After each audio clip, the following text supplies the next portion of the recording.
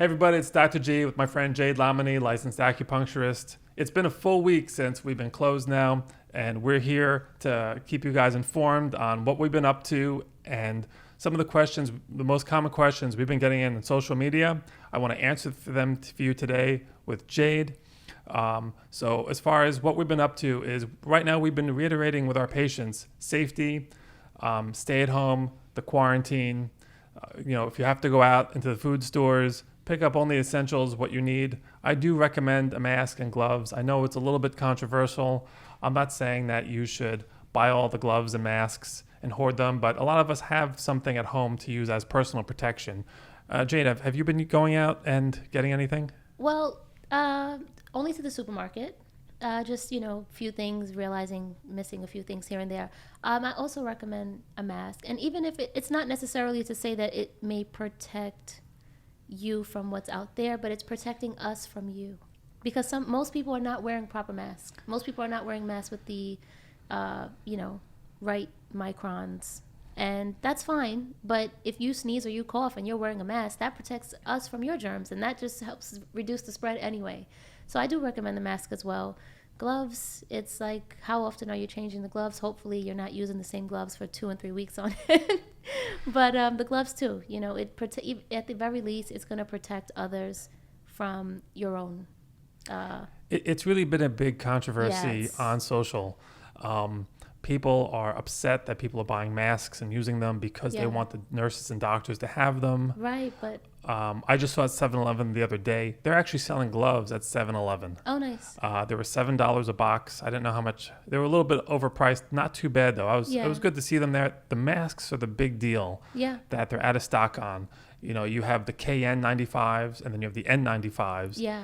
The KN95s have more gaps where viruses and microbes can get in, but it's better than nothing. But at the same time, people are saying, donate those to the hospitals. Don't buy all these masks. Right. So it's really tossed. I have a couple at the office. I mean, I'm going to be holding on to 1 or 2 of them for myself. Yeah. And then the rest, I'll donate or wherever that's going to go. Right. So I know it's a little bit of controversy with the masks, but we shouldn't get too upset about it. And I think having the mask there, even though it may not block out the virus, what it does is it keeps us from scratching our nose. That's right. Yeah. You might be wearing gloves, but if you're holding onto the grocery cart handle, or you touch something, a box or whatever, or you help your child out with something and your child came in contact, and those gloves now are contaminated, and you scratch your face. There you go. The mask then helps there. Yeah. I was actually in Target 2 days ago. And they hired a new, well, I'm sure this person already worked there, but now they have a new role. And they have someone there wiping down carts with antibacterial wipes and such. And they offer it if you want them to. They say, would you like me to wipe you down a cart? And I thought that was nice. And the supermarkets now, they just this week installed shields around the... around the cashiers. The notorious shields. Yeah, the shields around the cashiers and at the post office. So obviously I've gone a couple of places, only out of necessity, but I've gone out a little bit. I've had to go to the bank and post office and supermarket, and that I've seen. In the past, the post office is just, the counter. They now have screens. My local bagel place, they took saran wrap, and from here above, they put saran wrap shielding. Yeah. I don't know if that works or not, but it's whatever we can do to basically minimize contact and spread of this virus. So. But I think seeing gloves and seeing masks, seeing things that are scary and protective, I think the most important thing here is that we should maintain our mindset. Yes. We shouldn't be worrying about people with or without masks. Right. We shouldn't be looking at deli counters or supermarket cashier counters with all sorts of saran wrap everywhere. Stress really impacts your immune system negatively. Absolutely. If you're doing your part and everyone's trying to do their part, we should stop worrying so much about what's happening with gloves, masks, or no gloves and masks. Right. Yeah. All right. We're all doing our part here. We're all in this together during this quarantine, and we see a lot of media publishing people who are not doing their part. Right. Okay, but when I look around where I am in Smithtown, New York, and I also live in around the Queens area as well. I see most people doing their part. Yeah. I'm focusing my attention and my mindset on the majority of people. I know there are those who aren't doing their part, but I think I'm optimistic in that they're becoming more educated, and there are more restrictions happening to where they're now taking it more seriously. Yes. So I'm keeping my mindset positive. Me and my community, we're doing our part, and that's all we can do right now. Absolutely. But, right now we've been collecting information from people and questions saying that, they have common questions, Yeah. and they're asking for advice. So one of the questions that came in was, what are some good immune boosting foods? Something that's easily accessible. Yeah, of course. Some exotic fruits and vegetables, like guava, those are not easily accessible. But let's talk about some that are still in the grocery store. Bell peppers are always in the grocery store. High in vitamin C. Let's talk about some high in vitamin C. Yeah, in general. Vegetables, right? So bell peppers is a great one. Yeah. Kale, of course. Strawberries, kiwis, oranges, things like that. That they're common. Most supermarkets will carry them. Guava too. Why not? And kale, dark leafy vegetables. That's always an immune booster. That's something that you can fall back on. And so know kale, that, you get your vitamin C and your calcium. Yeah. Dark leafy greens are for calcium. Try to buy baby kale. Grown kale can be hard on the stomach. That's true. But what can we get right now, right? So if we have our bell peppers, right? I like to add them to stir fry. Yeah, why not? I mean, bell peppers, I like them even as they are. I like them raw. The more you cook the food, the less... Sometimes it could damage it, yeah, right? it can damage its health value, but you're still going to get that vitamin C if you're cooking it or not. Bell peppers are great in almost any meal. Stir fry, salads, whatever, Let your I feel like this is a great time for people to explore their creativity in the kitchen. A lot of people are posting, since they're home, they're posting, this is what I'm cooking now, and it's a lot of fun. I've been seeing a lot of interesting recipes online. I even saw one gentleman, he's a chef, obviously he can't work, and he's offering people, send me a picture of what's in your cabinet and I'll send you back a recipe.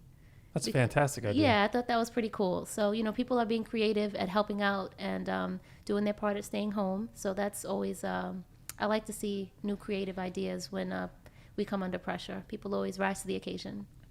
And if you haven't been a fan of smoothies or think that like big smoothies and you're worried about moderation, well, now's a good time to take advantage of smoothies.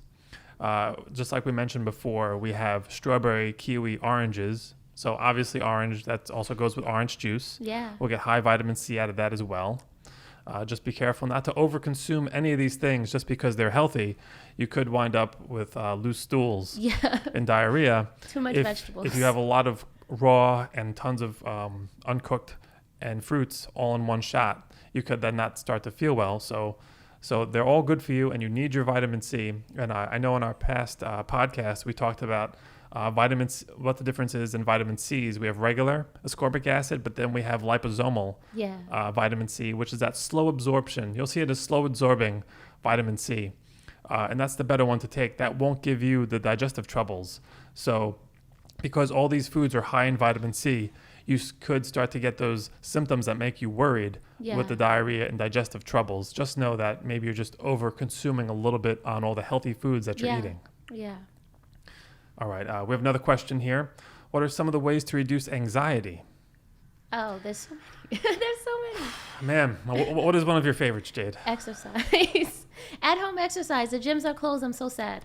But we're working out at home. I have a son, so working out at home definitely keeps my stress low. And baking, even though it's not baking season, if you're a baker, baking, cooking, writing, that's definitely valuable. Do something around the house that you definitely didn't want to do. You've been putting it off. It's at the bottom of your to-do list. Now's the time to do it, if you can. All within moderation. Don't go going crazy out at Home Depot and everywhere else. But if you can do it at home, do the things that you want to do that you haven't had time for. Now's the time. I mean, what you recommended is amazing because all those things that you recommended, focus your attention on one thing. Yeah. And you put your full mind into one of those activities. Yeah. Instead of being overwhelmed by all the tasks and all the problems that are happening right now. So like you said, cooking is one of your outlets. Yeah. And exercising one of your outlets. Yes. it probably keeps your mind from wandering into all the different ways that can give you anxiety. Yeah, and I feel staying up to date in the news is helpful because it can put your mind at ease knowing what's going on. But don't be afraid to turn off the TV for an hour or two. Give yourself a mental break from hearing the news constantly all the time. It can be overwhelming. We have to be careful with the news right now because every little thing that comes out is sometimes blown out of proportion. Yeah, sometimes it's less factual. The news sources that I use is coronavirus.gov, yes, which will bring you to the CDC and WOH websites. It'll also bring you to research by Dr. Anthony Fauci, which is the expert for New York State at the moment.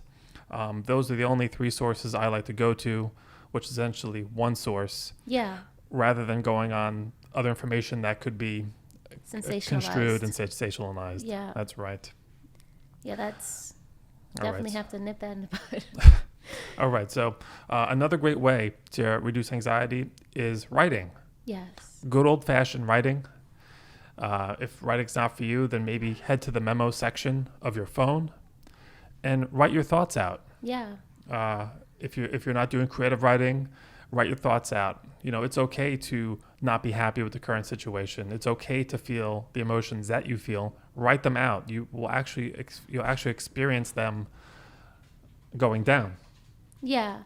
I also find a few friends that I've spoken to, they have said how much they are getting back into yoga because they're home now. So they have the opportunity to do so. And I think that's another great outlet for a lot of people. If you're familiar with yoga or not, it's just great for deep breathing. Deep breathing in itself will boost your immune system. It also keeps your mind off of the stress. It's all helpful, you know. So, Jade, you said you're exercising at home. Yeah. What are you particularly doing? I'm trying to keep it really light. I'm squats and jumping jacks and sit-ups and planks and push-ups. Those type of things. Just the calisthenics overall. You're not following any YouTubes or? There's some YouTubers, but really, I mean, I've always worked out, so I just kind of freestyle at home with my son and do our best. We do our best to stay active at least. I do 15 minutes in the morning and 15 minutes at night. And in that way, I feel like I'm going to keep away any excess that I might gain sitting home eating up all my stores and snacks and baked goods. Have you heard of digital therapy? Yes. I mean, is that similar to telemedicine or? Well, digital therapy, those are all those apps and call-in centers. Oh yeah. That will give you a licensed counselor or Yes. therapist over the phone or even through text messaging.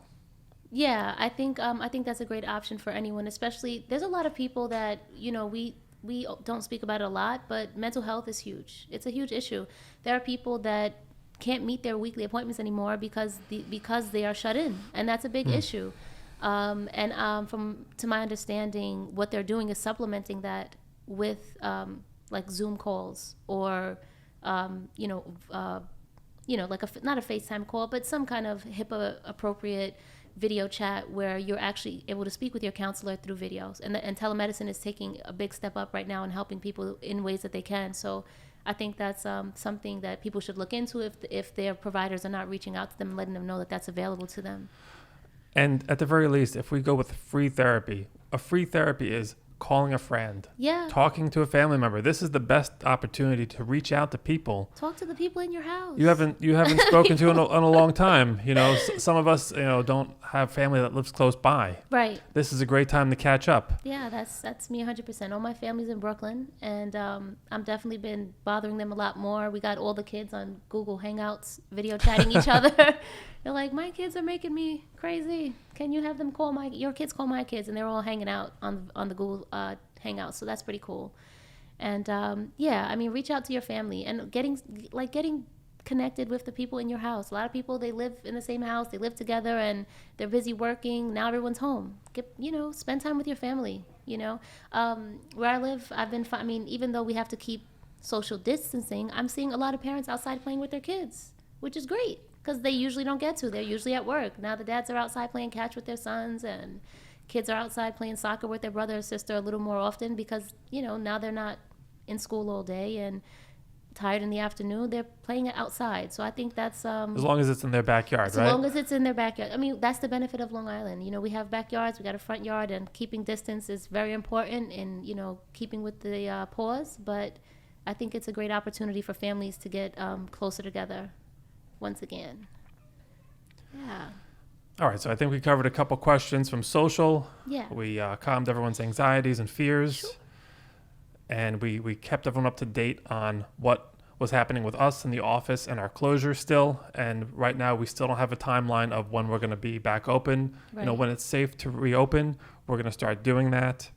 I know some grocery stores and retail stores will only let 10 customers in at a time. Yeah. So we might see some adaptive parameters like that happening, but no one's sure right now. Right. All right. Thank you so much for joining us today on this podcast.